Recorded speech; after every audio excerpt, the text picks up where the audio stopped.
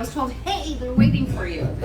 Well, it's good to be needed and wanted. You know, it's always good to be a part of a community, right? We're glad you're here, Miss Tracy. Thank you. I love being here. Almost done with school. Woohoo! Can I get an amen? Amen. Well, good morning, Facebook world. We are so grateful that you are with us as well. Please share and like and do all of those fun things so people can find our community. Yeah. And we are so grateful to be here. And Kathy is our practitioner of the day. She will bless us with a reading. We have the Bradfords. I always want to say this. On the stage, we have the Bradfords rocking it out today. And Reverend Karen's words of glory from Spirit. Woo! Say that every time. And we definitely have a fun time here at the West Valley Center for Spiritual Living. So if you haven't been here, you are missing out. But we do like to start with our vision statement. So we will do that and kick it off, shall we? Sounds good. All right. And we have a lot of vision statements, so I'm going to read this one. We aspire to be a place of... Nope. Do the purpose statement. The right below purpose that. statement. Right below it. Right. There you go. See, I'm taking correction well. We are a loving, joy-filled community, honoring the many paths to God as we learn and live the science of mind principles. I did that. There we go. Yay! Okay, there's nothing like reinforcement to know what you need to do next time. All right, and so we are now going to have a song. Yes. Yes, I was right. Yay. Thank you, Tracy. You know what? So just take a deep breath and get into that peaceful space.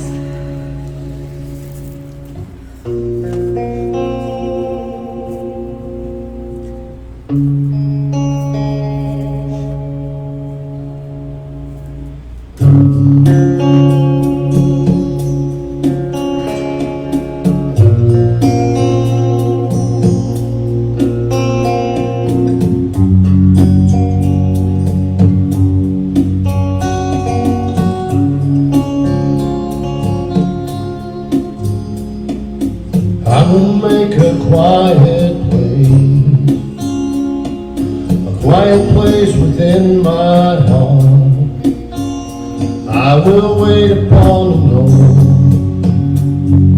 wait upon the Lord.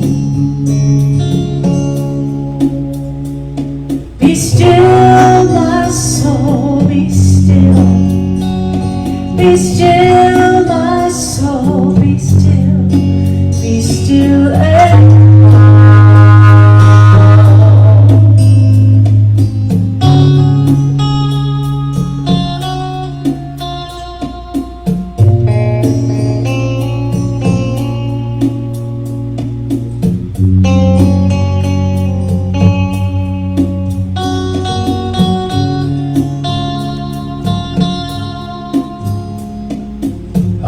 make a quiet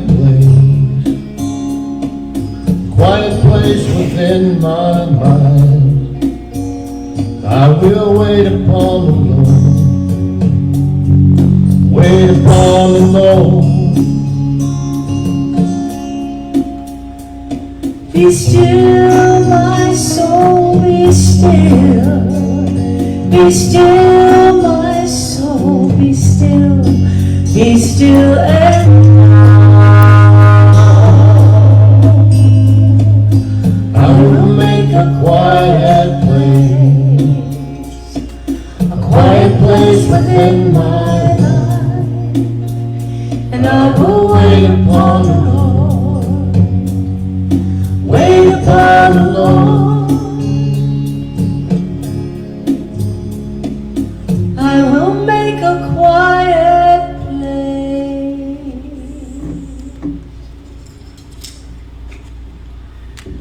Good morning. Good morning. One mind, one spirit, one essence that I choose to call God,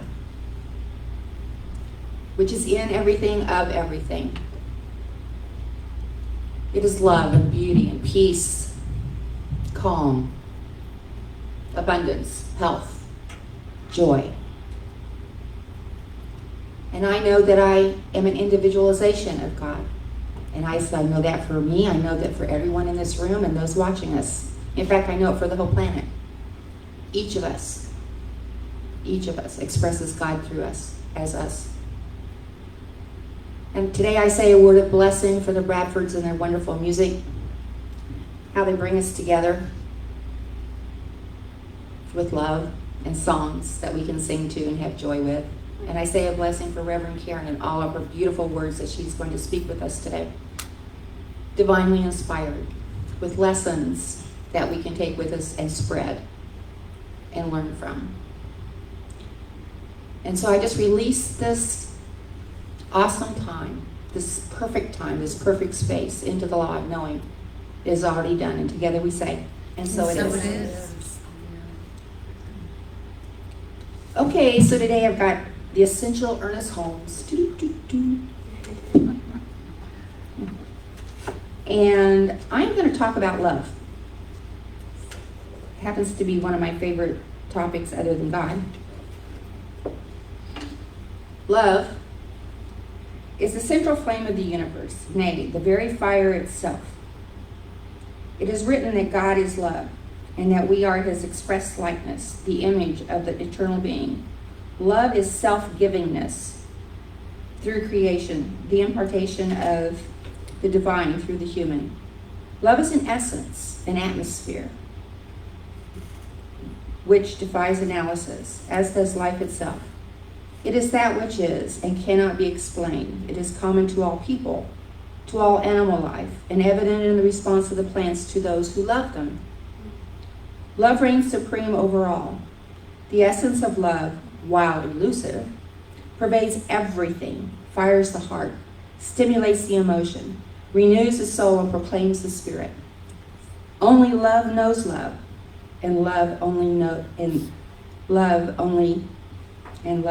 only love. Hard. Words cannot express its depth or meaning. A universal sense alone bears witness to the divine fact.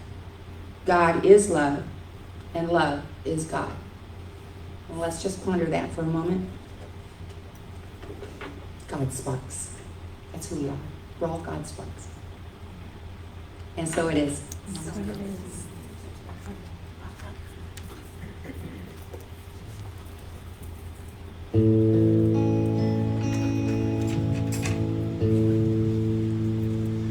When I look in your eyes, I see the beloved looking back at me. When I stand next to you, I can feel the beloved in you. You are in my soul. You are my inspiration. With you in my heart, I am never alone. We are one. There is no separation.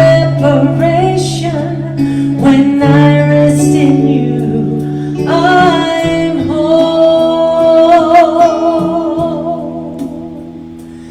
When I touch your heart, I feel the beloved touching me. And when I open my heart, I open to the beloved in you. Beloved in you.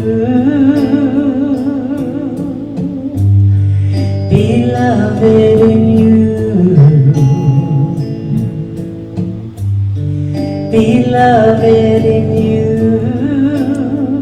Ooh, beloved in you.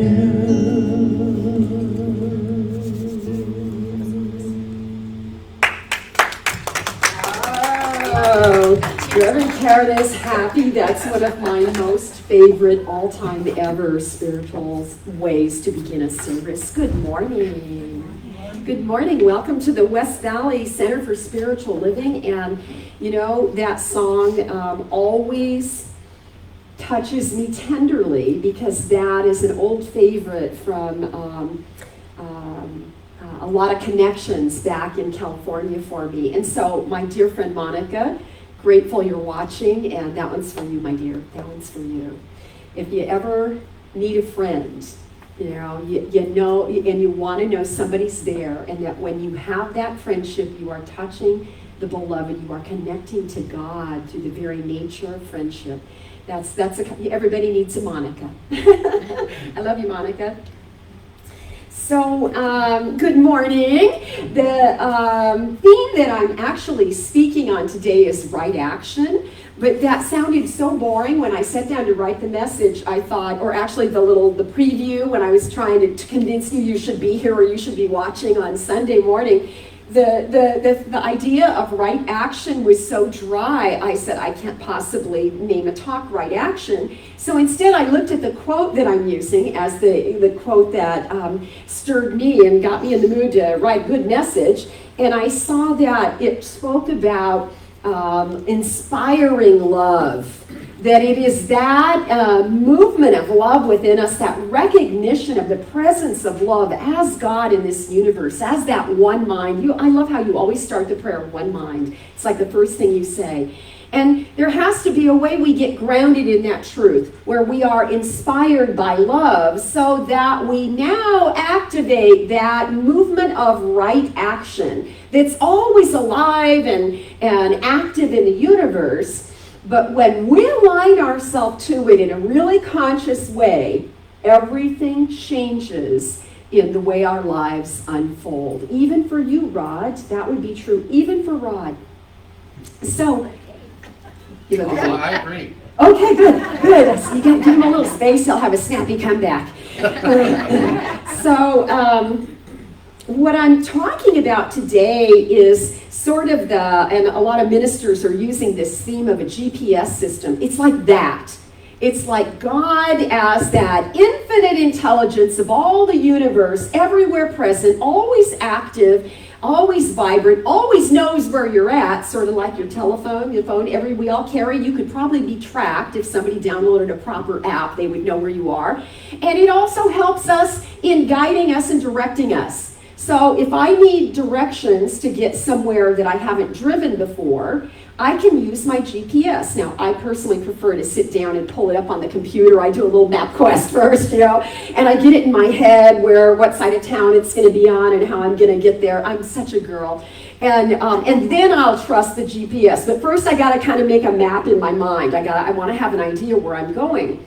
But when you use that GPS, it's okay if you make a wrong turn, because what does she tell you? She very calmly says, at the next signal, make a U-turn. She just reminds you to go back. You get a do-over. And that's how life is. That there's always this guidance system that is guiding, directing, and it is that which desires to call us all into right action so that we would be working in union with each other in this pure, wise way. And the world would be different if everybody had that an understanding that when we talk about one mind, we're talking about that GPS system that created all of life and that sustains all of life throughout this universe. And we can count on that. And the better we understand it, the more effective it is in the way we make decisions in terms of whether or not we're guided by that right action. So here's the quote from Dr. Ernest Holmes, and it's an affirmation. It's such a lovely affirmation. I am led, guided, and inspired by the living spirit of love and right action. Isn't that fabulous? It's like a short, sweet, to the point. I am led, guided, and inspired by the living spirit of love and right action. So there you go. We got it. It's all given to us. It's all right here.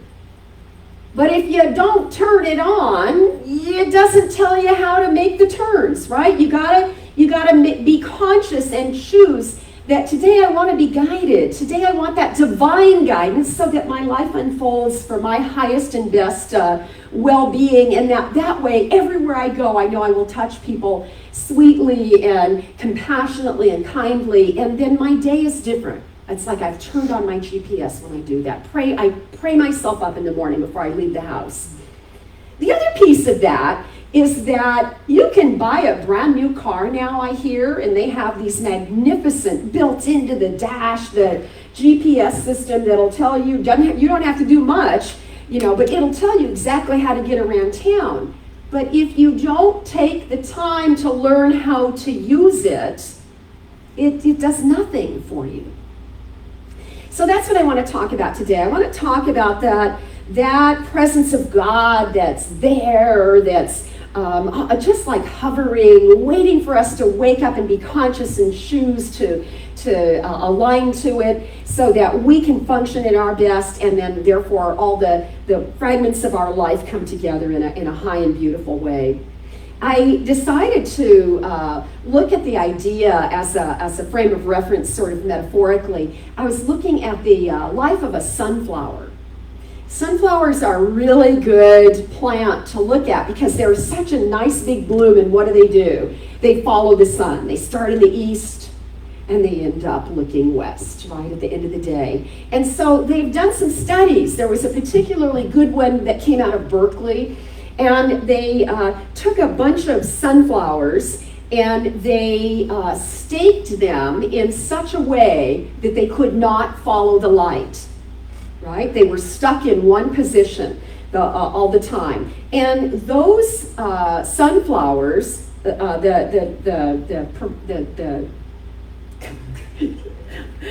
in plant terminology, those sunflowers had decreased biomass. And what that means is they didn't produce as many leaves as all the other sunflower plants. Their stems were weaker and couldn't support them as well. And in general, they showed a diminished growth pattern. They didn't grow like they should have. They were not as healthy. So they need to follow the light in order to do what they're meant to do. But here's a piece that really was interesting to me. I did not know this. When a sunflower plant gets very mature, it quits following the sun and it permanently faces east. So something happens as it ages, starting to sound a little familiar, where it gets stiff and it gets harder, it gets thick, and it's a little harder to do those movements. It's a little harder to bend down and pick stuff up. I got to really think before I turn and reach around to get a book behind me because, I don't want to sprain or strain myself, right? So in the world of sunflowers, as they get old and mature, they get sort of solidified facing east. But you know what the botanists learned? That facing east, they attract 5 times as many pollinators. So when they can no longer move in the way that they were designed to move, when they get older, they are still good for something. And they attract, and I'm thinking that we have that same ability to attract wisdom. The pollination that we're craving is the deeper wisdom, the way that we can understand all of these beautiful spiritual truths that we gather together every Sunday to talk about again. And so we are just like the sunflower. We need the light to thrive. The light, which is the divine illumination, which takes us to that the groove of right action, so that there is divine right action unfolding on the planet through us as we open ourselves to it. It's an amazing formula. And you know what? It's how we're created. We are created to do that. We don't even have to understand it. It's just how life is. So we get together on Sundays. Some of us come in the building, and some people stay at home, you guys, and we come together. I mean, first of all, community is really important to us. We know that. But we also come because we want to remember this stuff. So here's the funny thing. I was thinking this morning, I've been giving a weekly message since 2000, and I graduated in 2007, and thereafter I started a midweek service and did a full service similar to this in the middle of the week. So that means I have been giving midweek services since 2007 or 8, and I added, if it was 8 from 2008, it would mean I have done this about 656 times. I've stood, I know, right? I love trivia. I've stood before a group of people and I've said the same thing over and over and over, because there's only one thing to be talking about. And the problem is that it's not really a problem, it really is just the way life works, that we, like the sunflower, we are, they call it heliotropic. You know, we follow the light, we look for that divine light of wisdom, and we are on a circadian rhythm. Circadian rhythm is that 24-hour day, right? And so I love looking at the bigger picture, because what it tells me is there's a time for me to be doing, and there's a time for me to be resting, in the same way that the sunflower, you know what happens when the sun goes down? The sunflower, they say, begins to turn to face to the east, and by morning, it will be waiting for the sun to come, which is so interesting, because that means it's not just the light, there's an intelligence in it that is expecting it, and we have that same intelligence in us. We can do our walk on this planet in that same way. So it does sometimes feel like there's some kind of a secret code, or that some people seem to understand spirituality better than other people. And the bottom line story is, the reason the ministers give the same message again and again and again is because, you know, we never know when you're going to have that moment of getting it or hearing it. I have a really, oh yeah, don't get ahead of yourself. Stay on script. Okay, I'll tell you that later. And that's what life is about. That really is everything that life is about. It's learning to read the patterns. It's learning to know that even when it feels like a dark night of the soul, we've lived through some challenging times, the dark night of the soul, the light is still there, right? It's just a dark time and it may feel intensely dark, but morning always comes. Even when the weeds, boy, this is relatable right now, even when the weeds start overtaking the path and you can no longer see the path is there, but it is revealed to us as we open to that revelation, that personal revelation, and that's really all that's going on. All of us are just looking to deepen a little more, to understand life, to be clearer and kinder in all of our relationships, so that we can help expand that experience of God as love on this planet. I wanted to speak a little bit this morning about Joe Dispenza. You know, Joe, have you heard of Joe Dispenza? He has some great books on the placebo. He's done a really good job on the placebo effect and helping us understand how mental healing happens.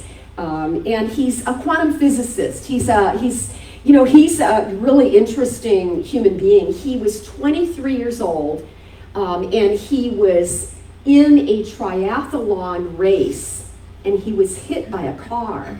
While he's in this triathlon race, he's struck by an SUV, and it broke 6 of the vertebrae in his back. 23 years old, and he's facing these, he's having to make decisions for the future of his life. And for whatever reason, he must have been on this path already, but he made a decision to use mind healing, and he actually had a scientific name for it. He called it philosophical inner healing, right? So he's not, clearly not religious. He doesn't call it God. He leans into, he healed himself. He healed all the broken back stuff. And then he went into chiropractic college. He got a bachelor's degree, but he wasn't done. He was really interested in neuroscience, which then began to pop, and they began to reveal a lot of great studies for us that could help us understand spirituality. So he's a deeply spiritual man, but what's so cool about him is he talks in a language that isn't religious sounding. So his audience can be much broader than my audience. You know, people are only going to listen to us if they're looking for some kind of spiritual connection. But here's all the, like it's like they're lining up, the neuroscientists, so that they can chat about God without actually calling it God. I love it. The time has come. So Joe Dispenza says that we need to pay attention to our feelings. So it probably sounds familiar. Just nod. Because we talk about that a lot here. But he explains it in the scientific way that I don't say very often. He says that when we pay attention to our feelings, we're creating this magnetic part of the electromagnetic field. The electromagnetic field, or the quantum field. Tracy, this is to help you because I know you're preparing for exams. You'll be tested on all of this. And then you can, like I did, I just forgot it as soon as I got done with the exams. The electromagnetic field it's what Holmes called the mind of God. It's the GPS I was talking about earlier. And you know, Holmes started almost every prayer. If you listen to the old recordings, Holmes always said, there is one mind. It is the mind of God. That mind is perfect. And that mind is my mind now. That was how he started his prayer, because that was his recognition step of treatment. The first thing we do is anchor ourselves in recognizing, oh, that intelligence is right where I am right now. And then we unify with it so that we have power in our prayers. So Joe Dispenza says to pay attention to our feelings, and then he adds this.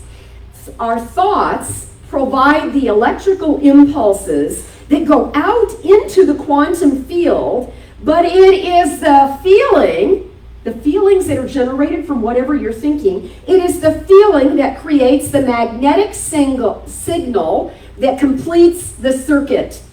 I just see this picture of wholeness. Wholeness being revealed. Sometimes we say there's nothing to be healed, only truth to be revealed. We're desiring to express in the terms of wholeness. So we've made the complete circuit, and then listen to this. He says, we become magnetized to attract to us whatever emotion we practice most.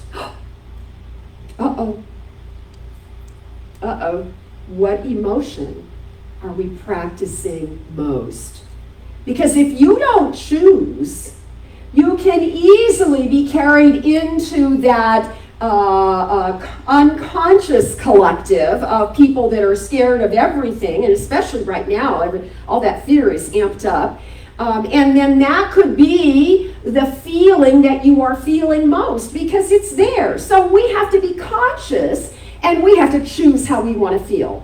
And I think that we should choose regularly. And that's not just every morning when you do your prayers, but that means that many times throughout the day, if I encounter something that's a little uncomfortable in whatever way experience shows up, I can redirect my thought around it so that I can be open to having it be a positive emotion as opposed to fear, negative, dark emotion. This is important stuff. Now, here's a freebie. Not like I haven't said it before, but here's a freebie. You know what creates positive emotion faster than anything? I haven't heard it. Gratitude, yes. Who said that? Who said that? Oh, good job. I passed. It's the guy behind you I was really pointing to.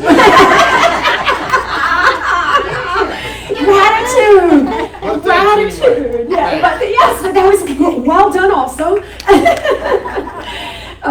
So what we know is that there's all this study now that being thankful for something is the very thing that most quickly changes us energetically. And that means if you're surrounded in difficult things, if you're experiencing physical pain in your life, or a difficult relationship, find something to be grateful for and do it quickly. Find something to be grateful for and do that quickly. And if you can make that gratitude really heartfelt, Now the feelings that you're having are sending out a different kind of magnetism into that quantum field in the way that Dispenza said. Holmes says the same thing. Dr. Holmes said, we must release our intentions, he's talking about in the form of prayer, release our intentions and give thanks before they happen, because thankfulness assures the manifestation. Gratitude, being grateful, is what assures the manifestation, the transformational change in your life you desire to experience. I think this is really important and useful. It's a simple practice. I remember hearing a story of a woman that had such pain, and the doctor said, do you hurt here? Yeah. Do you hurt here? Do you hurt everywhere? And he goes, think of somewhere you aren't hurting. And she said, and she argued with him, and finally she went, well, I guess my little finger. I guess I could honestly say there's no pain in my little finger. And he went, that's it. That's it. Be grateful for that. Start there and let that then expand and take you into the next best. So gratitude is really important. They also say it is the vibration that opens us most, and I would say, because we're activating that signal that he was talking about scientifically, but it opens us to healing. It opens us to well-being. It opens us because it calls in the wellness. It calls in the joy. It calls in whatever you have been concerned about not seeing or experiencing in your life. So I love that he talks science. He doesn't talk God, because he can reach an audience that's different than the audience I can reach. But guess what? Together, we are all talking about the creative process. We are all talking about the same thing. And it's just described in a different language. I started the Emerson class.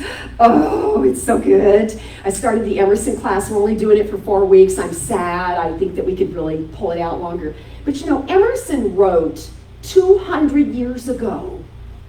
Emerson wrote 200 years ago. Language is different now than it was then. And Emerson was a philosopher and a poet, and we're not all philosophers and poets. So some people really love Emerson and resonate, we say, with it. There's a sort of a vibrational frequency you can align to, kind of like aligning to that one mind, that right action, the whole theme of today. And then Holmes comes along. Holmes has been writing for a little more than 100 years, 100 years. But Holmes came from a different approach. He was a little bit poet, a little bit philosopher, a little bit interested in science, but deeply spiritual in a very personal way of recognizing a personal communion with the divine. And he also speaks in a language that for some today is difficult to hear or read or understand. And then you get Joe Dispenza, who's absolutely current, and he speaks a language that more science-based people can hear and embody and take into the practice in their own life. So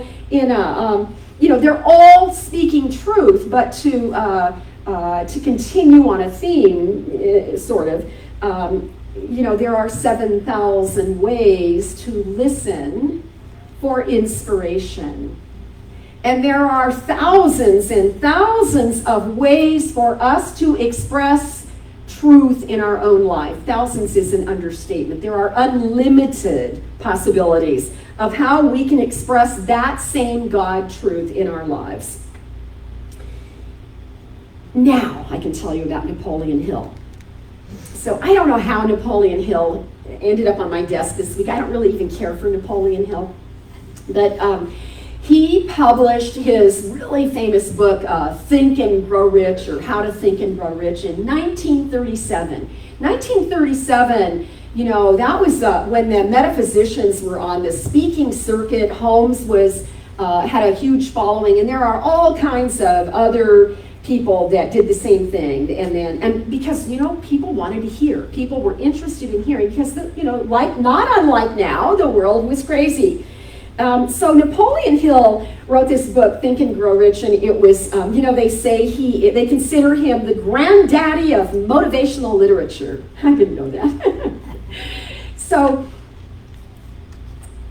in his book, he implies there's a secret that we can all unlock. And when you get the secret this is probably where the movie The Secret came from, the old classical metaphysicians, right? When you understand that secret, you can change your thinking and you can grow rich and increase your well-being, general well-being in life. And so that's the whole point of the book. And he says, in his own words, he's thinking back, and he says in his own words, he said, that I mentioned the secret more than 100 times, whatever the secret is. He doesn't I don't think he calls it the secret. I don't really know. He said, but I mentioned it more than 100 times in the book and people still don't know what it is.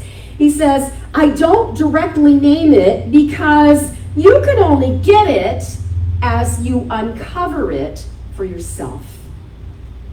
Remember that. Remember that. You know, when the student is ready, it'll dawn upon you one day, Rod. I'm certain one day you'll get the secret. I hope so. By the way, I know the secret because I read it in whatever this was that I was reading. There are 3 words for a price. I'll tell you after service what those 3 words are. In fact, I will share them with all of you, but you have to come ask me what the words are. Because here's the thing. I could tell you, I could read them right now. It would mean nothing to you, right? Unless you're exactly in that place where you're wide open, right? You've got the magnetism coming on and you can hear it. Because it's always right in front of us. It's always right where we are. It's only hidden in as much as, all the parables had bigger lessons than what was told in the story. Jesus would always say, they'd ask Jesus a question and he'd go, well, let me tell you a little story about that.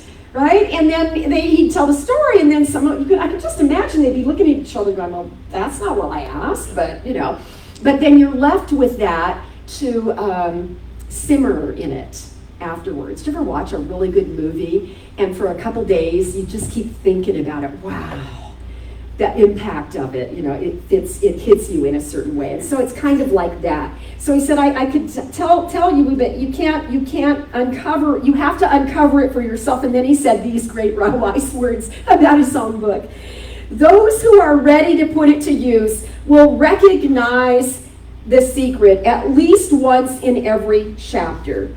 At least once in every chapter. So when we're open to it, it won't matter how it comes. You will know what that truth is. And that's the way life is. We can't set an alarm clock and just be enlightened. It builds. And maybe we even get it in pieces. One of my favorite people said to me one time, I'm rereading the Science of Mind textbook. And those first 4 chapters are so cumbersome. And I said, I know they're awkward. It's like, I don't get it either. I really prefer the middle of the book. I really love that chapter on mental equivalence, and I love all that physical, I'm always quoting from Physical Perfection. I know the parts that speak to me where I love the Science of Mind textbook. So he goes, yeah, I don't get those first 4 chapters, but look at this book right here. This guy, somebody famous, goes, yeah, I can hear it. This is my language. So I just would say to you again, there are 7,000 ways to listen. It's a symbol for saying you will only get it in the moment you are open to get it. And that's how healing works. We have to be ready. We ready ourselves. We apply this stuff in our lives, and then when we're ready, we're ready. The truth is always, it's just like Dorothy, click your red heels 3 times, and voila, there it is, and then you realize, oh, I've had it all along. Nobody's ever trying to keep it from you. So the truth is always right there, and then it's interesting that the spiritual teachers often made a reference to the fact that there's one truth. There's not 2 truths. And I think it's worthy of speaking to again, because it does appear to so many people now that we know, we can see what the truth is. We can see what needs to happen in the world. But then there's the other side to that. There's the opposite. And those people think that they have the one truth too. But here's something Rumi said that helps me make sense of all of it. I hadn't thought about this quote in so long. And it goes something like this. I didn't look it up. I'm going to try and cross your fingers. Affirm with me that I will find these words. Rumi said, you got me? You got it. Awesome, awesome. Rumi said, you think you understand two because you understand one. We understand one. We understand our view, right? You think you understand two because you understand one, and you know that 1 and 1 is 2. So I'm not the only one that knows. I must be doing good, right? But you have forgotten and, a small word, A-N-D. You think because you know this and you know that they come together and make this. But you have forgotten and. And is a word that connects everything. It connects us to each other. It connects us to the situations in our lives, and that's the place to study.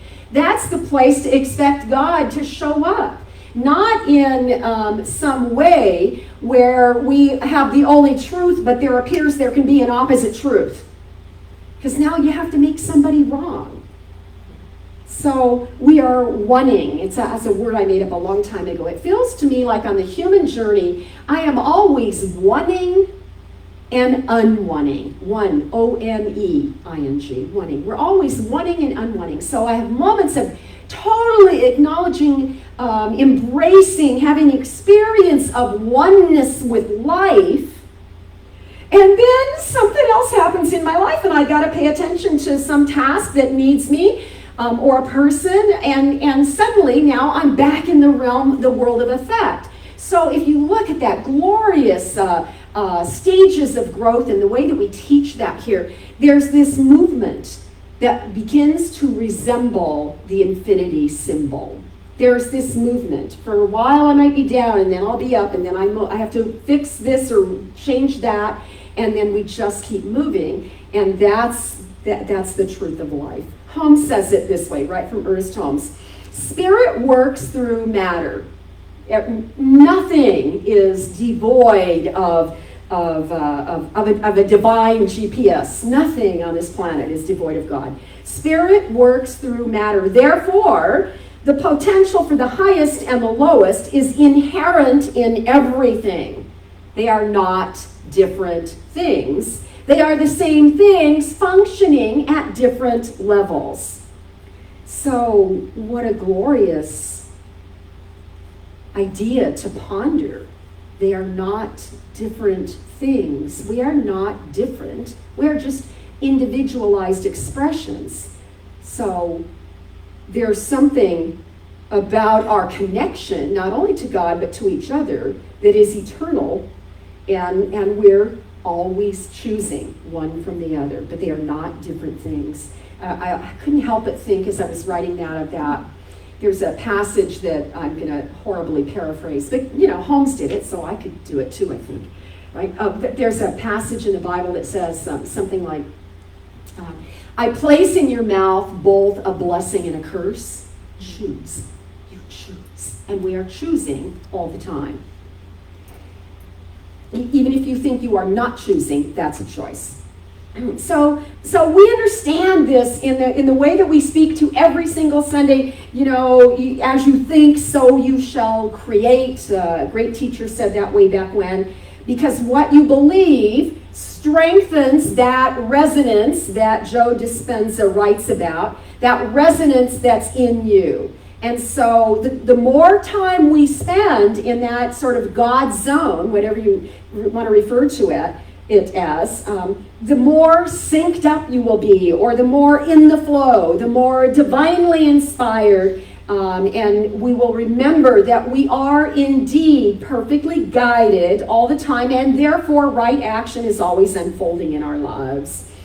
It is time, my friends, it is time for us to upgrade our inner GPS system. As we're going through big change, humanity is changing. The consciousness of humanity is changing. And that happens individually, as we change our own consciousness and align to that GPS system better. But it's time for a, what do you call it? You have to, every now and then, you have to download a, what does it always do before service? Update? Yeah, it's doing an update. It's like, no, you can't do a 20-minute update now, right? It's time for us to update. It's time for us to refresh our inner GPS and our awareness of how it works. It's time for us to freshen our memory of those skills that connect to spiritual practice. And it is time for us to reorder some of our ideas. And I say that because I had this thought. What if, instead of surviving a pandemic, we begin to realize that we are right now creating our future? It's a lot more freedom in seeing it as an act of creation. And there's a big difference. I mean, just the energetic difference between those two words of surviving and creating. The word surviving, survival is to continue to live or exist in spite of danger or hardships. I do not want to continue to exist in spite of challenges or hardships or danger. That is not how I intend to live my life. And the definition for create says, to originate, to bring into existence. I'm telling you that Spirit itself, the loving presence of God itself as a creator of all of life, is right now bringing into existence something brand new that has never been expressed on this planet yet, and I don't know what it is. It's not a secret. It just hasn't fully emerged yet. And we are the recipients. We have the privilege of opening ourselves to say, Spirit, use me. Use me concerning the work of my hands. Use me concerning the work of my mind. Use me. I open myself to you because I know there is another way, God. There is another way of looking at all of this stuff going on the planet right now. And I didn't know that something desires to be present that hasn't come yet, and I am willing to be one. I am willing to be one. To bring into existence. See, we are the container that Spirit can use. We're not creating it from scratch. You know, it's like that old joke about the scientist and the artist. I don't know. It's like, oh, I can make life, and then science. Oh, I know, it was God and a scientist, and the scientist goes, yeah, I can make life just like you did. I can create. And so he goes, okay, God goes, it's on. Let's do it. See who can do it first. And the scientist reaches down and grabs a handful of dirt, and God goes, that's mine. It's, you cannot use the earth. Oh, yeah, I did not plan to do that. So we are, the other half of that definition for create, to bring into existence, to cause to happen by taking action. So the action we can take is to be that place where God's inspiring love can flow through us and be present on this planet. I don't want to be a victim, you know. I want to be well, and I want you to be well, and I want my family to be well, and I want the plants in my garden to be well, and I want this planet to heal, and that all of us are receiving whatever that is emerging on the planet as we together move through into a new experience of wholeness and what's possible. So don't just exist. Don't settle for existing, but let's participate. I'm going to close this morning with a final quote from Dr. Holmes on right action. Right action means that every legitimate and constructive purpose I have in mind shall be successfully executed. It means that I shall know what to do, I shall know how to think, I shall know how to act, and I will know how to proceed. And that's all I wanted to say today.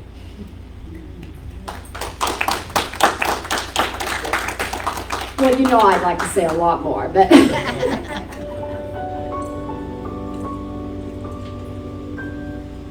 in a spirit of love, I will save you.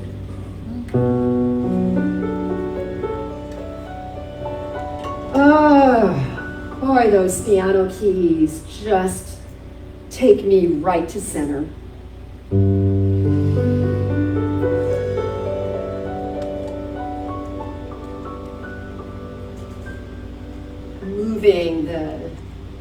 Moving the inspiration within our bodies, our physical beings. Announcing that it is time for prayer, and so we align ourselves to these beautiful truths spoken this morning. That there is only one. One God, one life, one mind. It is the living Spirit itself, and it is right here, right now, in this very room. And I feel it stirring at the core of my being. It is the movement of life within that has this profound announcement that we indeed are resonating with sacred vibrations. That is the way that we commune with the Holy Spirit. And so I feel some gratitude at the core of my being. I feel that thankfulness for this renewed awareness of how powerful the words of prayer are. That we align to those same words. There is one mind. It is the mind of God. That mind is perfect, and that mind is mine right now. And it is the same mind of every person within the sound of my voice. And we activate that, we stir that in such a way that we become increasingly aware of that presence of God right here, right now. I feel the love of God within me. And I know that it is a healing force that is reconfiguring the cells of my being, that changes everything in this flow of circulation, not only in the words that we hear, but in the way the mechanics of our physical body function. So there is a movement of breath. There is a rhythm to the heartbeat. There is this gorgeous circulation in our physical bodies that is simply duplicating the law of circulation that sustains all of life. So we are in this posture where we awaken to these truths, and therefore there is a healing going on. There is a healing happening in this very room right now, and in the homes of the where our voices reach, even at this time of this service, of a time of listening. For there are thousands of ways to listen. And we now just receive that good. We open ourselves to magnetize that good, to be called forward, to be pulled into our lives, so that we might express the fullness of our own health and our own well-being, the fullness of our financial health, to see that everything is ordered perfectly when we align to that divine right action, for there could be no less than the expression of that truth. So if there are people in our lives where we have concern for their well-being, we remember that right where they are also, there is the fullness of God, the fullness of that healing force, that creative expression of life, at the very center of all the ones we care about and love, and all the people on this planet that we pray for, and all the healing that the planet itself desires to be able to express in its wholeness as well. So I say thank you, God. Thank you, life. How grateful I am to know that these powerful words have created a new vibration on this planet.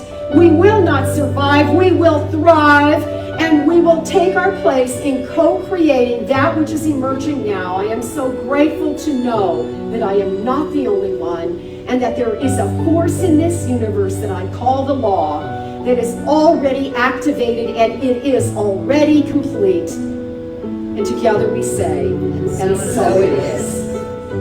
Amen. Amen. Grateful, grateful, grateful for all the love that I have. I am so grateful, grateful, grateful for all the love that I have. Everywhere I look and every face I see is love reflected, shining back to me. I just give thanks for all these simple things, the joy and peace that gratitude brings. That's why I'm grateful, grateful, grateful for all the love that I have.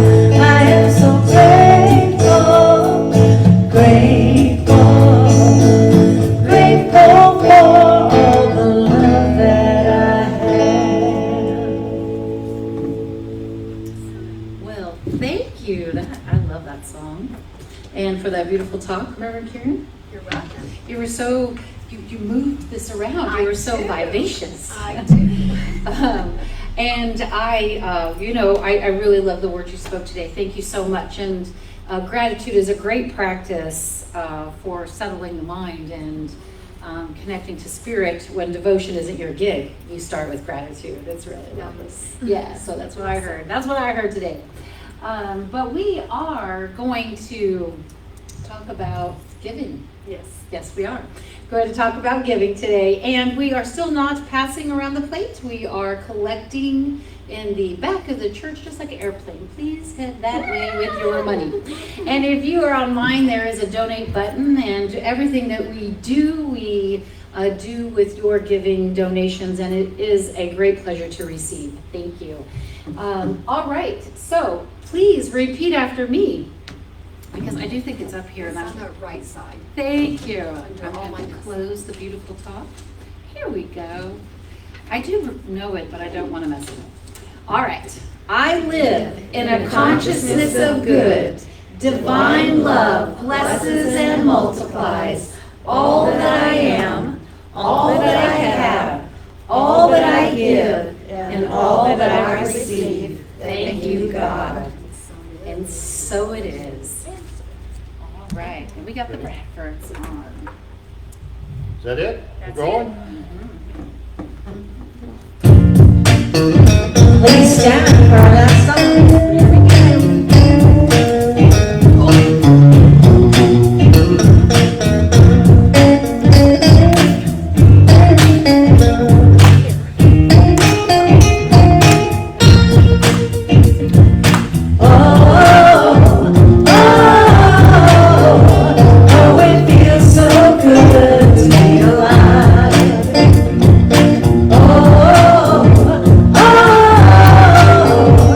Oh,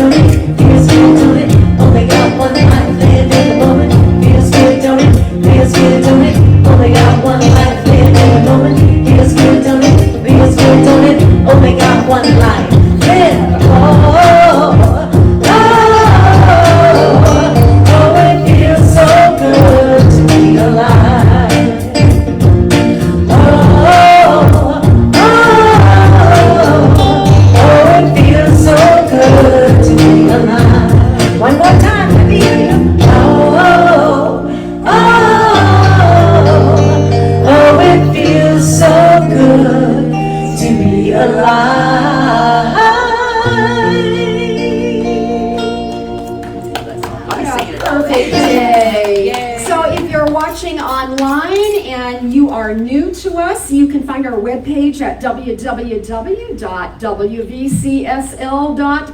That's West Valley Center for Spiritual Living. Thank you for being here. I have a closing affirmation. Repeat after me. I know how to think. I know how to think. I know what to do. I know what to do. I am led by love. I am led by love. Amen. Thanks for being here today, everybody. Love you. Never pray often, love much.